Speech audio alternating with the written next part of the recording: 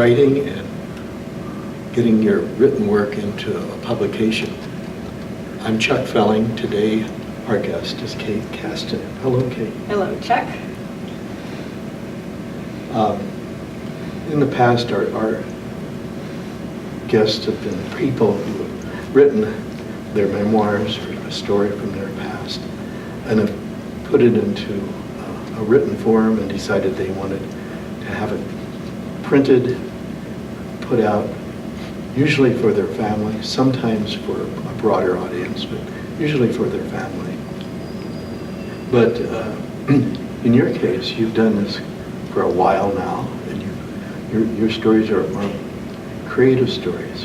Perhaps they would be called fiction. I don't know if that was your label for them or not. Yeah. But maybe you could tell our camera audience a little bit about your experience. What brought you to this creative form? I know you have several creative forms that you followed. And about how long ago you started doing this? Well, as a kid, I really loved reading fiction. Mm-hmm. And so I thought how wonderful it would be to write a novel. But I also read a lot of very good fiction, you know, like Mark Twain and people like that. And so I would write some little story at 10 years old, and then I would compare it with Huckleberry Finn or whatever. And I would really be very critical. I'd say, oh my gosh, I can't write at all, because I was comparing myself to an adult. And I kind of discouraged myself from writing as a child, even though I really wanted to. And I wanted to write novels. So when I was about to turn 50, I sat myself down on the sofa. I remember it was New Year's Day, and I thought, Kate, you've always wanted to write fiction. Just do it. And so I just did. I just started writing, and I stopped judging myself and just tried a lot of things. And first I was writing short stories as kind of practice, even though novels were really what I enjoyed reading. And so I did that for a few years and sent them in to literary journals to get published, and I got a few published. And then I thought it was time to write a novel. And so I thought, well, what would be fun to start out with? Because I would be teaching myself how to write a novel. And I remembered how much I enjoyed kind of like ghost stories, but not with a real ghost, more psychological.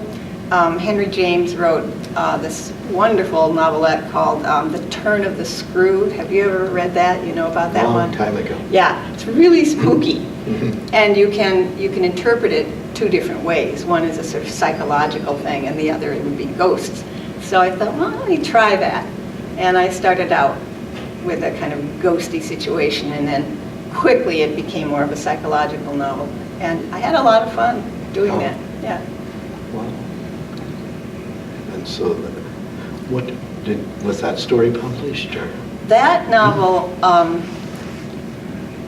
I have a very good friend who is a wonderful writer, and she had several things published in ordinary publishing houses. And she told me that I could use her agent if I wanted to send or to contact her agent and use her name, my friend's name. So I did, and I just sent her the idea that I had for this novel and a few pages, and she said, yes, I would represent you. It's a very good agency in New York, and I was thrilled. I had dreams of glory, you know, that, oh, now I've really made it. And so she took the novel and she started shopping it around all these big publishing houses, and it kept getting rejected. 1 year later, she was still shopping around, and she finally said, I can't find a buyer for this book. And so I was so sad. Yes. But I was already writing a second novel, so I just said, okay, whatever, I'm going to start something else. And yeah, that's... So the agent accepting your novel, you push to... Oh, try to yeah. get in. Having an agent accept your novel is a huge step.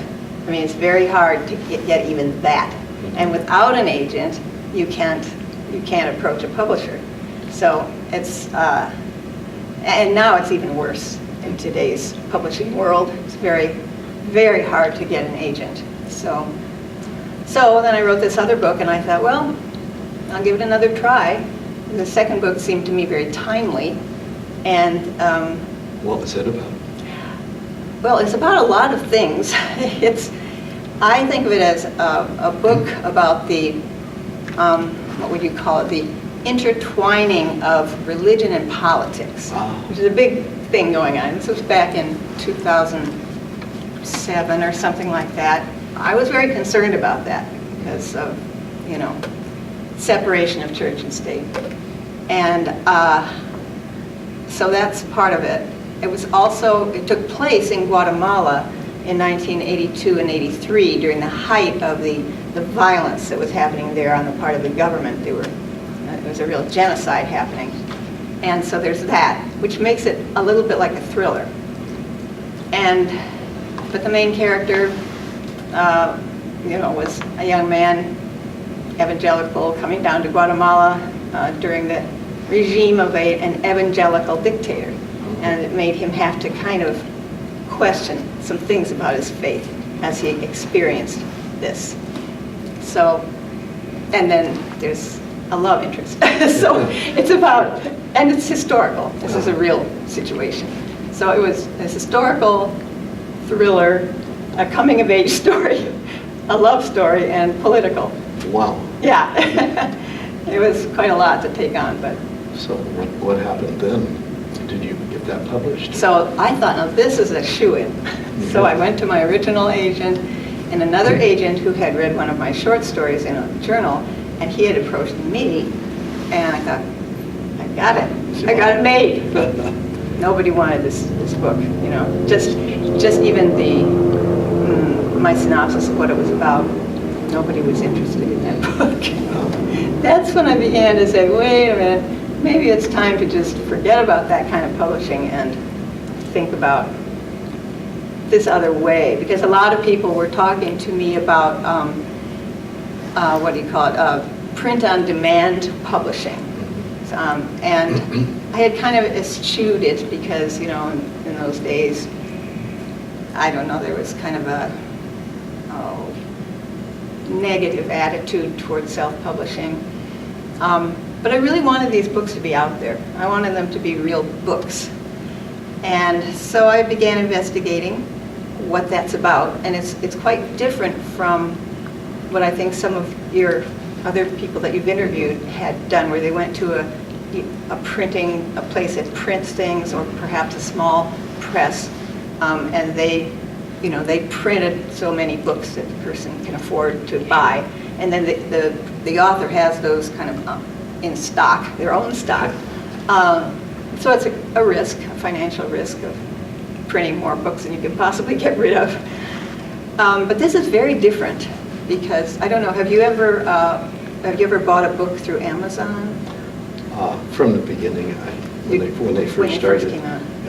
So what happens there, and it's not only Amazon that does this, but Amazon is now such a monopoly that this is pretty much where you have to go. But what happens there is you order a book, and they process your order, and they send the digital information to some big printing establishment that they own. They have several in the country, and they'll print that one book for you and send it to you. So they're not taking any, they don't have a stockpile of your books, so there's no risk for them.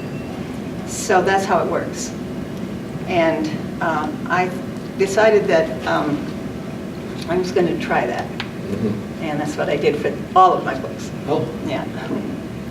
So, in essence, then Amazon takes care of the printing, but up front they take care of some of the promotion. Well, they don't do any promotion, and that's the downside.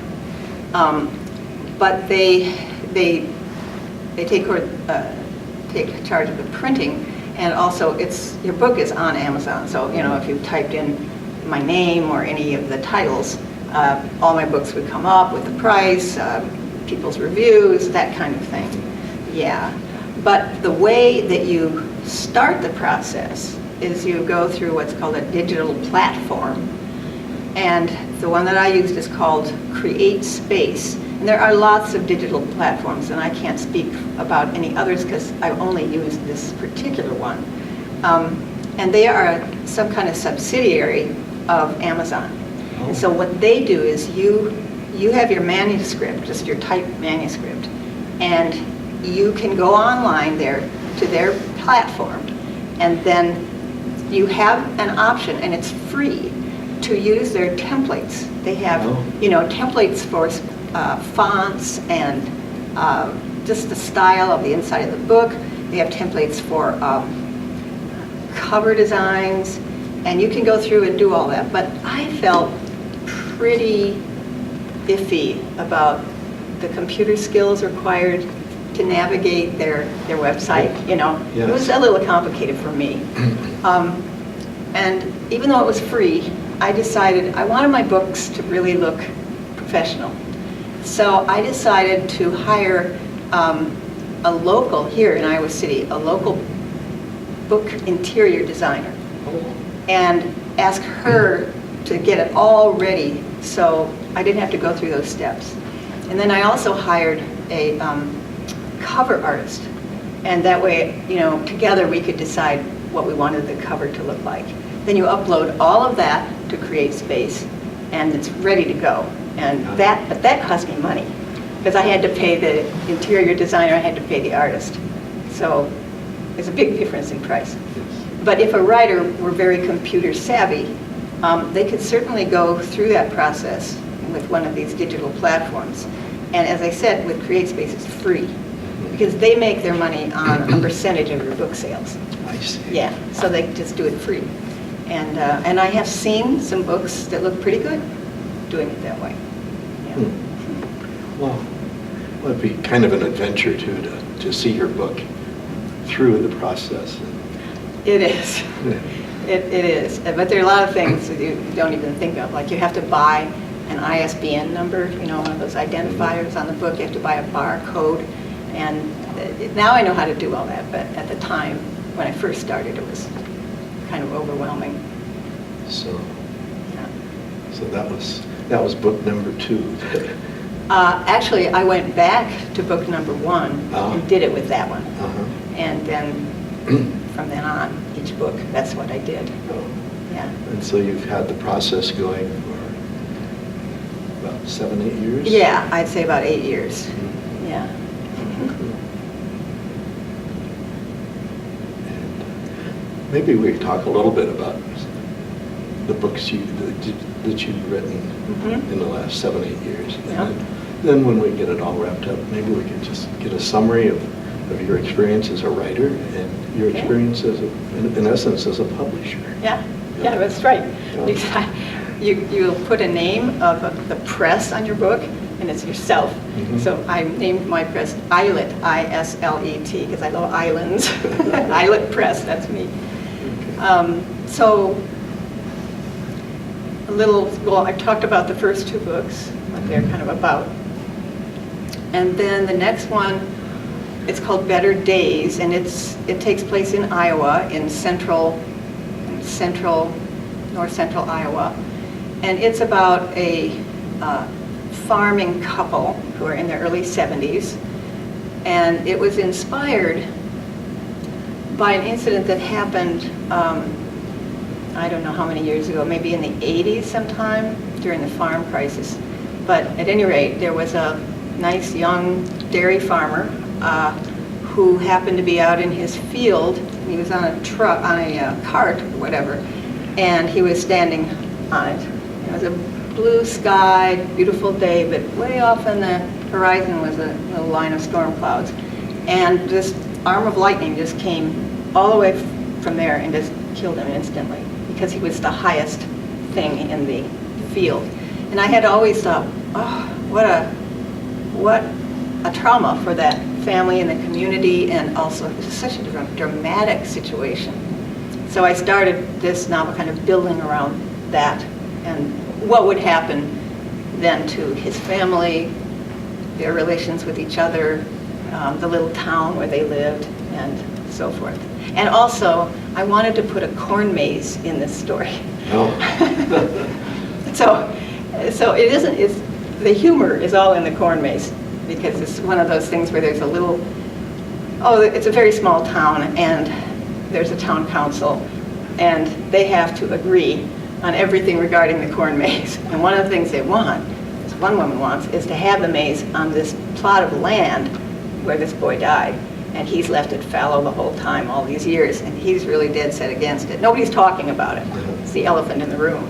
But, so there's a lot of stuff about how small committees work, and not just in small towns. If you've ever worked on a committee, you know that there's always somebody who gets off the subject. There's always somebody who manipulates everybody and gets her way or his way, and so on. So that was Better Days. That was that one.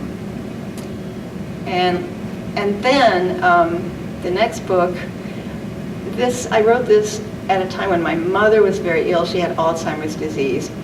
And I was, spending a lot of time with her and feeling sad, feeling kind of overwhelmed. I didn't have the mental energy to write a novel. The construction of a novel is so complicated. But I felt that writing would be good for me. I needed to write, and I had no ideas for any short stories. And I hearkened back to a class I took here at the Iowa, what's it called? The Iowa Summer Writing Festival. Do you know about that? Yes. Yes. So, have you done anything with that? No, but some of the people in the writing group have. Oh, it's Write Your Life Story. fantastic. All summer long, these week-long or weekend, whatever you can afford or what, spend the time in, classes from very, very good writing teachers from around the country. And it just costs money. You don't have to, show that you can write. You don't have to be able to write. So I went to one of those, and it was called Plots, Begged, Borrowed, and Stolen. Oh. And the teacher was talking about how very often authors will steal a plot. I mean, Shakespeare did that. Yeah. And there's an author here, she was here for a while, Jane Smiley, who went through the Writer's Workshop, and she based many of her books on stories that we all know. And so I thought, okay, well, I want to write a story, I have no ideas, what could I steal? And I couldn't think of anything that hadn't already been stolen. And then I thought, I could steal a fairy tale. Oh. That's fair game, right? Yeah. So I started thinking about fairy tales, and I wrote a fairy tale that was really the story of Sleeping Beauty, Cinderella, and Rapunzel. And I wrote them, in the language of a fairy tale. It wasn't like fractured fairy tales or something like that. But I started it after, sort of late in the story. And I really got a kick out of doing that. It was a lot of fun. So I thought, okay, what other fairy tales are there that I could do? So I made a list of all of the fairy tales and fables that we know very well, that everybody knows. Although now I've come to discover that young people, some of them have never heard of, like The Princess and the Pea, or The Emperor's New Clothes. And this book really relies on people already knowing the story to begin with. But anyway, I went through all of these, Hansel and Gretel and so forth, and I wrote stories that either started before the original story, what led up to it, what happened afterwards, took it from the middle, took it from a different character's point of view, and so I wrote 12 of those, and then I wrote one of my own. And that book is called Wildwood, Fairy Tales and Fables Reimagined. Including one new one. One new one, yeah, that was based on, it was actually based on many of the other characters that were in the book. And that was a lot of fun. That really helped me a lot. It was a good time for that story. It was a perfect time. And they're satirical. but in a sort of disguised way. Yeah, they're about things like culture shock, class divisions, gender, all that, but not overtly. So that was fun. So let's see, the next one was Too Happy, which is about a ESL, English as a Second Language, class and teacher and some particularly problematic students. And that's mostly pretty humorous, I hope. And I was an ESL teacher for 25 years, so I had a lot of information to draw on. It's not autobiographical, but it was easy for me to recapture. Based on people, but not necessarily representative of real folks. Yeah, it's just sort of generic, situations that you come across in a classroom. The disclaimer that you see a lot of times at the beginning of movies. Right. Yeah. And so that was the last one that I put out. Right now, I've just finished a book of fiction that will be out probably in about 3 months. And these are short stories. And they're stories I've written over many years. There are 8 of them. It's called Foreign Ground, because the stories are about people going from a familiar situation to a foreign situation, in many cases geographically foreign, but also just something they're very unused to. Oh, it's a lot of fun. When I first started doing it, that time I told you I turned 50 and decided to write, and I started writing, I couldn't stop. I mean, I didn't write during the week because I had a job and I didn't have the energy for it, but on the weekend I would just get up, I'd eat, do a few stretches, then I'd sit down and start writing. And at that time, I didn't even like to plan things, in the evening or with people. I wanted to be sure that in case I kept wanting to keep on writing, that I wouldn't have some obligation. So I was really, really engrossed in it for about three years. And then, as with anything, it began to slow down. Sure. And when it started to slow down, I thought, oh, what if this stops? What if I can't do this anymore, if I don't have ideas, blah, blah, blah. And that was an interesting, then who am I? Because I had to say, this is it. This is really who I am. This is It's the problem with keeping up your output is so real. It's so real in different writers. I've been intrigued by how writers handle those situations. It sounds like you did a nice job. Well, I've read about some writers, I can't think of her name right now. Oh, Hilary Mantel, fantastic British writer, and she's had terrible health problems her whole life, but her output is unbelievable. Very big books, extremely well researched, and what slowed me down, what has and still slows me down, is back problems. And I can't sit for very long, and when you write, it takes you about 20 minutes, a half an hour to get down into it, and then you want to stay there. And so that's really cramped my style a lot as I've gotten older. So I have to ration my time and even put a timer on, because you lose track of time. Yes, you do. Yeah, well, Iowa City is just full of artists and writers and creative people of all kinds. The biggest problem when you don't publish through a major publishing company is promotion. Who's going to read your book? If you go to Amazon, millions and millions of books, so many writers.